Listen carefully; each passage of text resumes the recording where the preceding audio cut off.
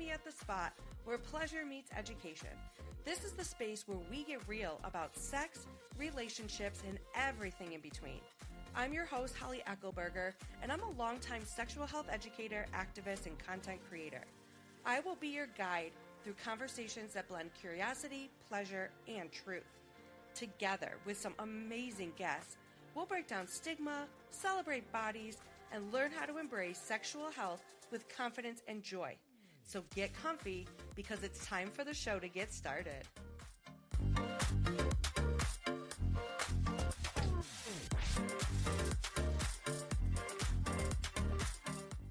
Hello everyone, and welcome back to another episode of Meet Me at the Spot, where pleasure meets education.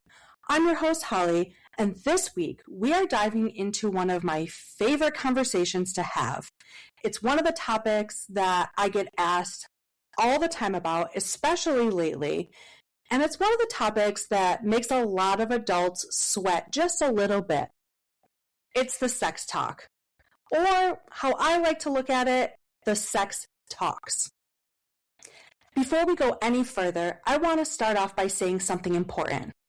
This conversation is not just for parents. Yes, parents and guardians absolutely play a critical role, but young people are shaped by so many trusted adults in their lives. Aunts, uncles, grandparents, older siblings, teachers, coaches, youth group leaders, mentors, healthcare providers, and other trusted family friends. If you are an adult who has some influence, even if you think it's not that big, if they look up to you, confide in you, learn from you, or just simply observe how you move through the world, then this conversation is for you. Sometimes a young person doesn't go to their parents first. Sometimes they go to the cool aunt, or they go to the coach that they trust, or maybe an older cousin. If that young person is coming to you with a question about bodies, relationships, identity, consent, or sex, I want you to feel prepared instead of panicked. So today we're really going to break this all down. We're going to talk about why this conversation matters, how to make it age appropriate, what to say when you're not really sure what to say, and what are some trusted resources that exist so that you don't feel alone in doing this. First thing I want you to do before we jump into any conversations is to take a deep breath. You don't have to be perfect. You just have to be a safe adult. And being a safe adult isn't about having all the answers. It's about being someone a young person can come and talk to. Now, we're just going to scratch the surface with this episode, but there will be more opportunities for learning in the future. So make sure you're following me on social media, _sex_educator, and be sure you have my webpage bookmarked and pinned for yourself, thatsexeducator.com.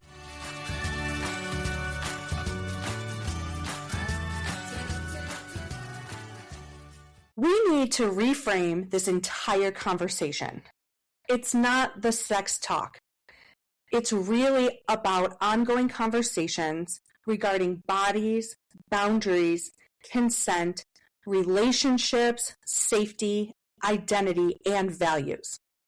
It's a developmental progression. We're not teaching kids how to have sex when we are having the talk. We're teaching them that their bodies belong to them, that consent matters, that questions are welcome, and that trusted adults are safe places to land. Here's what we know. When adults don't talk about it, kids don't stop being curious. They're just going to look somewhere else for the answers. Often, that somewhere else is Google or TikTok or porn. Silence is not what is protecting young people. Information, openness, and connection, that is what is going to protect young people. Research consistently shows that comprehensive, age-appropriate sex education does not increase sexual activity. It actually delays initiation, increases safer behaviors, improves consent awareness, and reduces shame. Something I always like to remind adults is that many of us did not grow up with healthy conversations about sex. Some of us grew up with silence. Some of us grew up with fear-based messaging. Some with shame. And a lot of us with misinformation. So if this is feeling very uncomfortable, that makes sense. Especially if you're a teacher or a coach and you're starting to think, is this even my place? Or maybe you're an aunt or an uncle wondering, shouldn't their parents be handling this? So here's the thing. You don't have to be replacing anyone. You should not be overriding family values. But you can be another safe and regulated, factual adult in the young person's ecosystem. And sometimes that is what makes all the difference.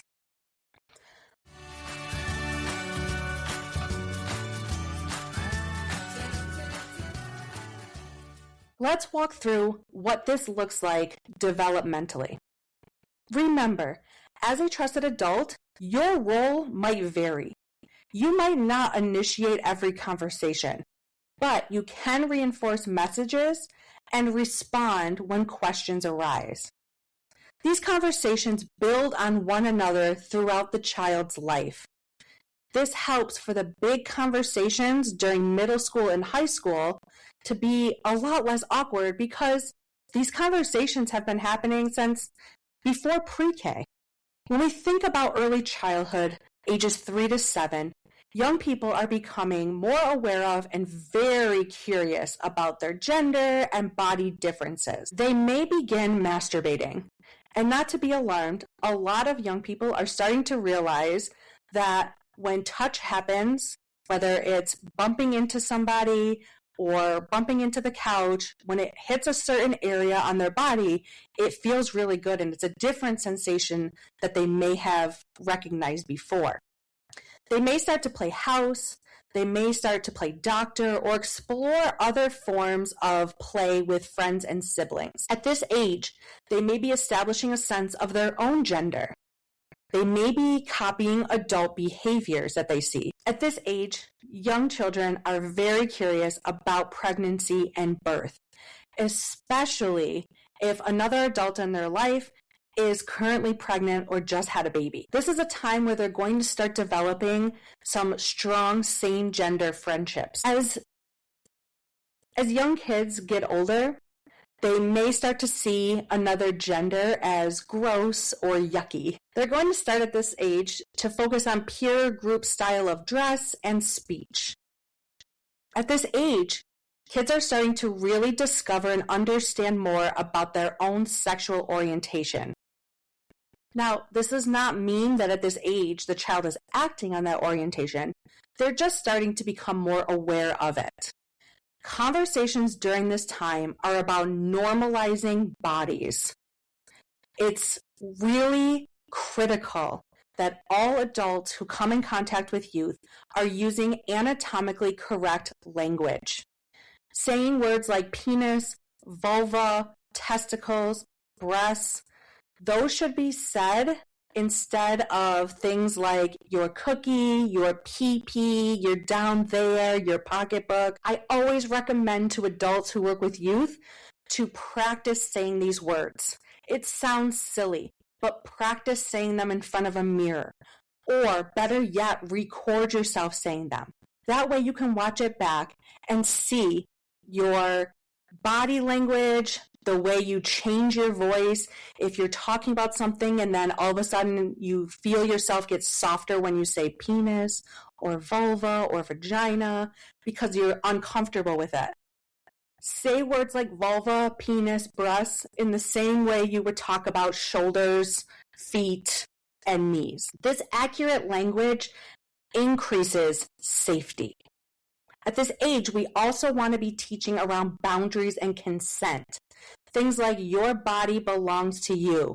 We keep our hands to ourselves. You don't have to hug someone if you don't want to. Oftentimes with adults, especially parents, this involves more work with other adults in their life than it does with the kids. Encourage that if your child does not want to hug or give a high five or anything like that to a family member, that they don't have to, but also reminding that adult that they're not going to put pressure on the child either. Also reinforcing with your kid that we don't keep secrets about touching. So if somebody touches your kid in a way that makes them uncomfortable, they should feel comfortable coming to you as a parent and possibly also as another trusted adult in their life. If you're a teacher, for example, this might look like reinforcing body autonomy in the classroom. If you're a relative, this means, again, respecting when a child doesn't want a hug or a high five or a kiss. You're laying the foundation for consent long before sex is even relevant. When we think about the elementary years, ages 8 through 11, young people during this time may start puberty, and that includes menstruation or having periods and wet dreams. During this stage, kids are becoming more modest and are desiring privacy a lot more. They may begin experiencing mood swings. They may be feeling awkward as their body is growing and wondering, am I normal?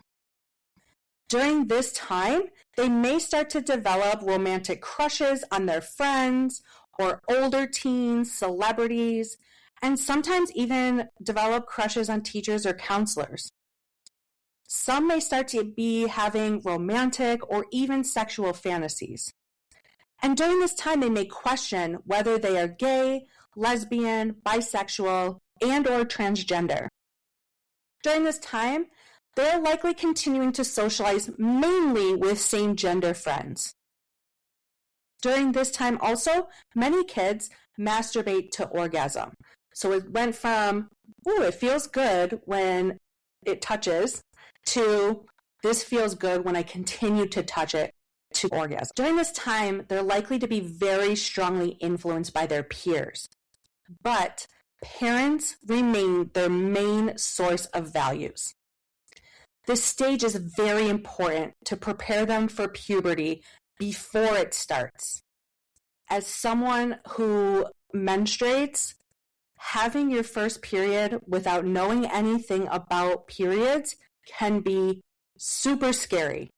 I'm someone who learned a lot about periods, and it was still very terrifying the first time I had a period, and I understood what was happening with my body. This is a really great time to start talking about body changes and periods, erections, emotional shifts, and yes, this is definitely the time to start talking about hygiene practices. If you're not the parent, at this time you may not lead these conversations, but you can normalize it. If a young person is saying, my body is changing and it's weird, you can respond with, that makes sense. Bodies change during puberty and it can feel awkward, but it's completely normal. You don't have to give a full lecture, you just have to reduce shame. And by validating what they're going through and their experiences can be that thing to reduce shame. You can also start conversations about media literacy. Asking things like, what do your favorite shows make relationships look like? Or what do you think makes a friendship healthy? If you're watching a show or a movie with that young person, take time to pull out these kinds of lessons from that TV show or movie to have these conversations. During middle school is when a lot of people think that these talks may be starting to happen. But as you can see already, we have already covered a lot of ground before middle school even starts.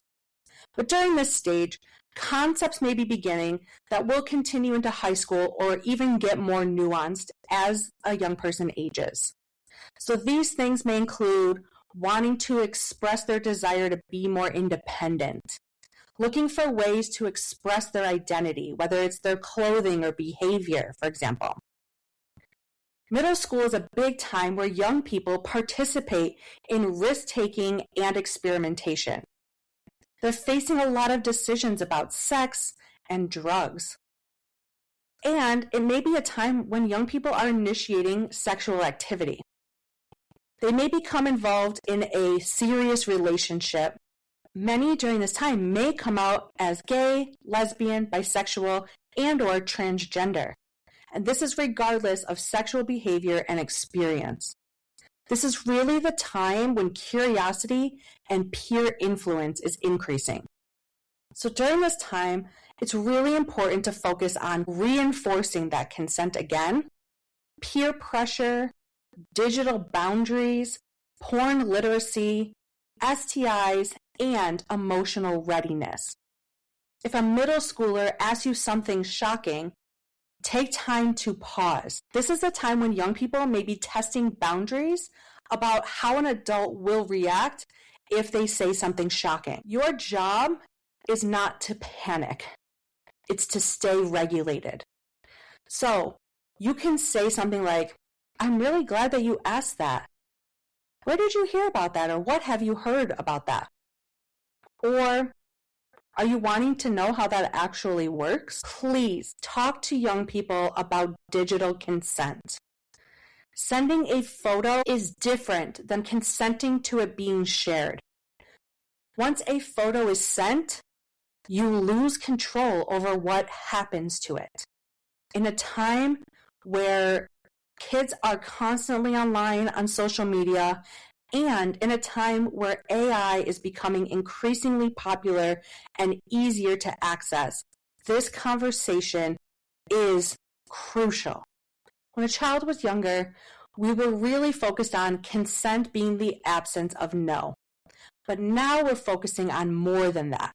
It's enthusiasm, it's clarity, it's ongoing, and it can be withdrawn at any time. When a young person reaches high school, this is where the conversations are getting more nuanced. Many of the topics that were brought up in middle school may start to get more intense, and some of those conversations may just be starting during high school.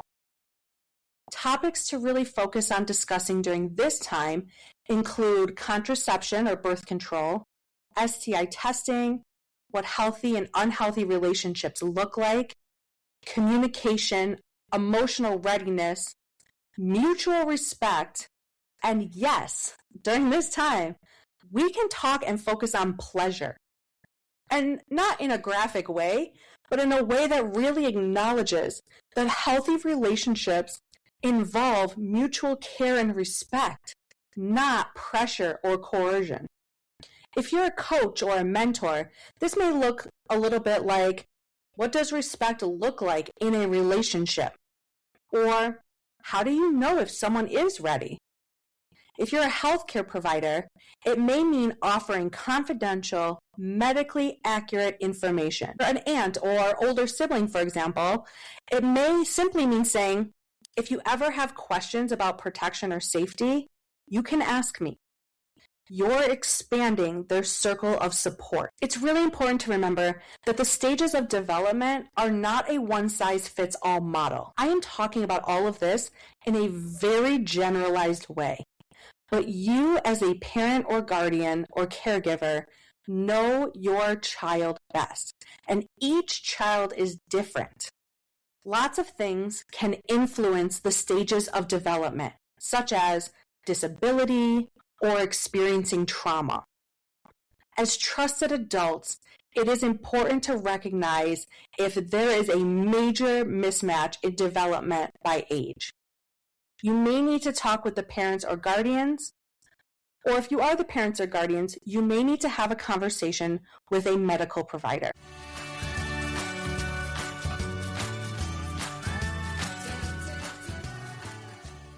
All right, so let's take it back a little bit and start to get practical. Because I know the question many of you are holding on to isn't just what to say, it's how do I even bring this up without making it super awkward? And I want to assure you, it's going to be awkward. And that's okay. Awkward is not harmful. But let me try to help you with some tips so that we can work to reduce that awkwardness a little bit. The first thing is to lower the stakes. You do not need this dramatic, formal sit-down conversation with this serious tone, a glass of water, and a bunch of informational pamphlets sitting on a side table. This is not some 90s sitcom, okay? In fact, those type of conversations tend to totally shut young people down.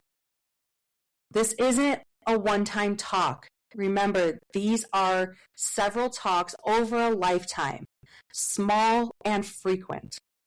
These may look like quick 5-minute conversations, maybe during a car ride, while walking the dog, while doing the dishes, or maybe again, while watching a TV show or a movie.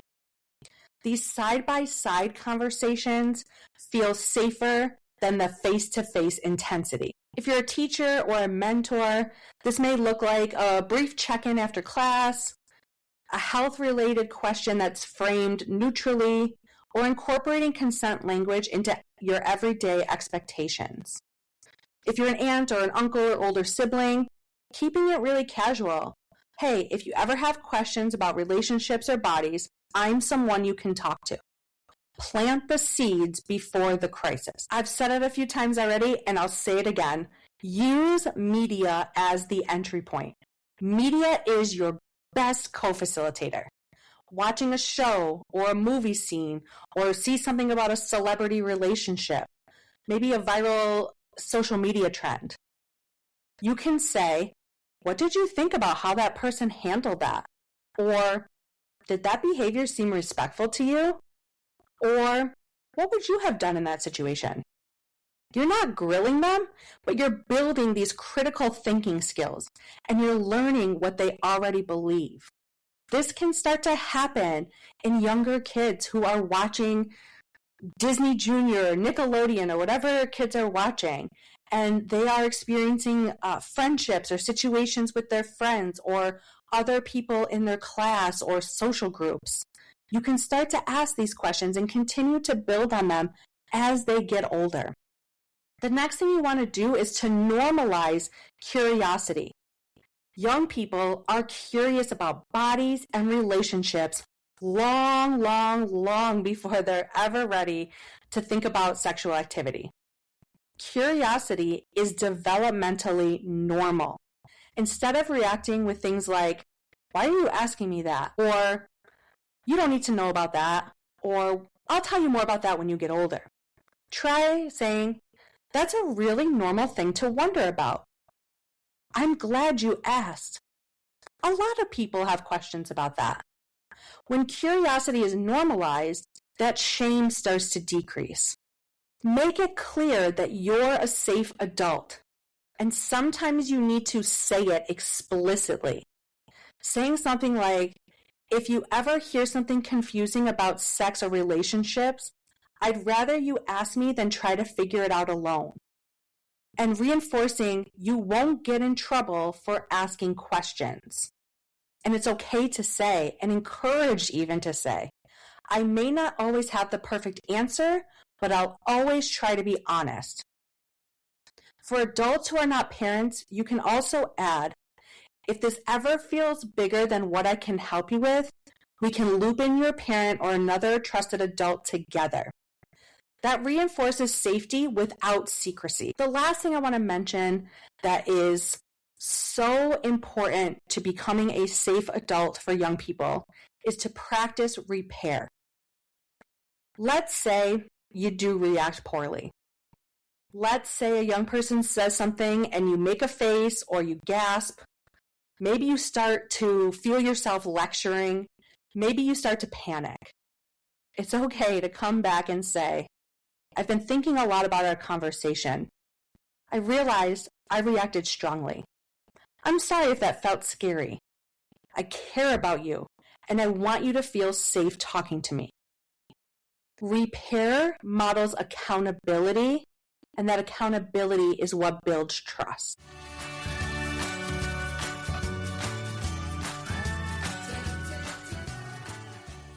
Let's sit with some of the fears that come up, because those fears are very real, even if you feel super prepared for these conversations. Even if you've been a sex educator for over 16 years. These are some of the common fears that I hear most from trusted adults. Number 1, what if I say the wrong thing? To that I say, you might, because you're human. The bigger question to ask yourself is, am I willing to repair? Young people don't need perfect adults. They need accountable ones. You can say, I misspoke earlier. What I meant to say was, or I want to clarify something. This models growth. Fear number 2, and this is one of the biggest ones I hear. Won't talking about sex encourage them to go and have it? This fear is deeply rooted in how many of us were raised. And it's also messaging that we are hearing from people who are not experts in this field, who care more about shame and silence than they do about your children's learning. We have decades of research that show that comprehensive, age-appropriate sex education does not increase sexual behavior. In fact, it increases safety. It increases communication. It delays initiation of their first sexual encounter. And it increases their condom and birth control use. Information does not create behavior. Number 3 is something I hear a lot from folks who are not a child's parent. Is this even my place? This is especially important for teachers and coaches and extended family. You are there to reinforce consent, provide medically accurate information, to reduce shame, and to encourage safety. You are part of their network. Young people benefit from multiple safe adults. And sometimes they won't talk to their parents first, but they might talk to you. Number 4, I didn't get this information growing up. Now this one hits deep. Maybe you were someone who was shamed or were told just don't have sex, or maybe it wasn't discussed at all. Talking about sex might activate your own discomfort.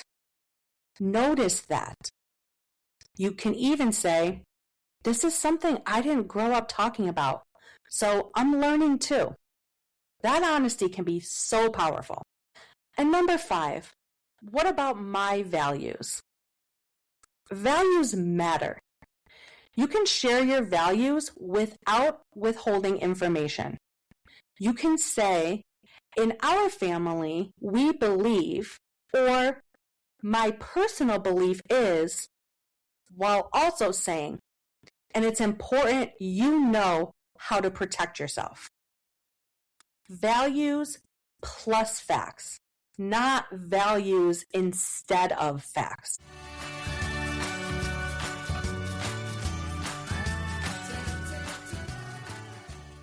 Now, I said in the beginning, I would give you a bunch of trusted resources. So here goes. You do not have to be Google or a walking textbook. I have been doing this work for a very long time, and I don't have all the answers. So take a deep breath in knowing that. I want to share now some of my favorite trusted, comprehensive resources that you can explore with young people and also use to expand your own knowledge. These will all be listed in the show notes as well for you to refer back to and for clickable links. The first one is amaze.org. They have short animated videos that explain puberty, consent, gender identity, and more in developmentally appropriate ways. And this is not just for little kids. Middle schoolers and high schoolers may act like they're too cool for these videos, but they also can benefit from them. I have found that for trusted adults, watching these videos can be helpful to learn about topics you may be unfamiliar with. Another resource is Scarleteen. They have inclusive, medically accurate information written in youth-friendly language. They were one of the first and remain one of the very few websites and organizations focused on directly providing sex, relationships, and body information and support for and to young people. They are also one of the rare and remaining independent, grassroots, feminist media sources left online. They are not affiliated with any other organization, company, or governmental agency. Another resource is Sex Etc. They are published by Answer, a national organization that provides and promotes unfettered access to comprehensive sexuality education for young people and the adults who teach them. This site contains teen-written content, which can feel more relatable for adolescents. Another resource is Advocates for Youth. They partner with young people and their adult allies to champion youth rights to bodily autonomy and build power to transform policies, programs, and systems to secure sexual health and equity for all youth. Their site has fact sheets, parent guides, and advocacy tools grounded in public health research. Of course, a resource guide wouldn't be complete without mentioning Planned Parenthood. And Planned Parenthood provides way more than just access to birth control, screenings, or abortion. Their website has clear and accessible information about contraception, STI testing, consent, LGBTQ plus identity, puberty, and more. There are a ton of resources specific for trusted adults to have conversation with a young person at every age. All of the resources I have listed so far are inclusive of LGBTQ plus information. 2 additional resources for trusted adults to learn more are PFLAG, which is the nation's largest organization dedicated to supporting, educating, and advocating for LGBTQ plus people and those who love them, and the Trevor Project, which offers LGBTQ plus youth suicide prevention trainings that give everyone the ability to help.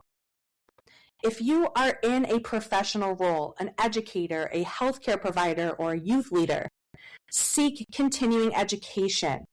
The field is constantly evolving. Language is evolving. Best practices are evolving. Staying informed is part of being a safe adult. All of the websites mentioned are for you as well. If you would like to explore more around continuing education on a variety of topics related to sexual health, please reach out to me, as I am a resource and available to come and provide workshops both in person and virtual.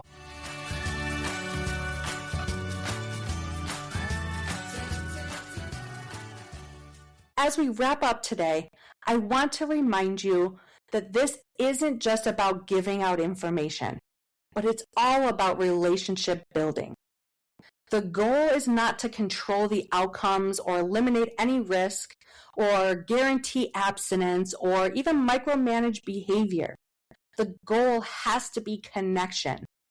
When young people have accurate information, multiple safe adults, language for their bodies, and language for consent, and language for boundaries and emotions, they are safer. Not because they're monitored, but because they are equipped. If you are a parent, your steady presence matters. If you're a teacher, your consistency matters.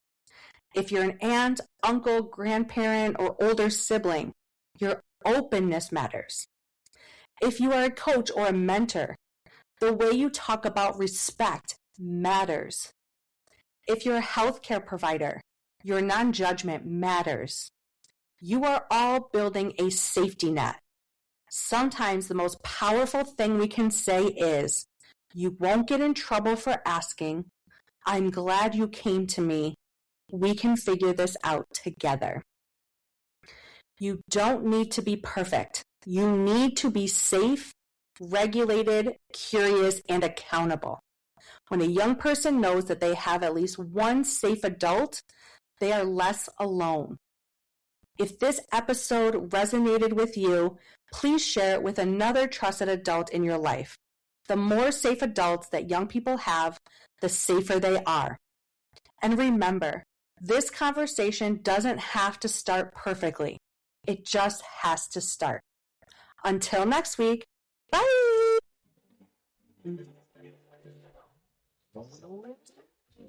Sure.